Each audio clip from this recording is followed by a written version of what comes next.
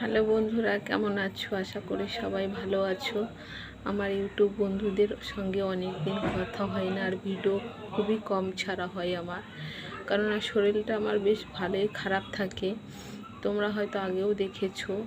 কেননা আমার কি বলবো, না বলতে পারি না কাউকে, বলতে পারি কাউকে না, নিজেও সহ্য করতে পারি। এইরকম একটা পরিস্থিতির মধ্যে আছি আমি। তো বলে না যে ছোটোবেলার থেকে যে কষ্ট করে, অনেকে বলে যে ছোটোবেলার থেকে যে কষ্ট করে হয়তো বড় হলে তার সুখ হয়।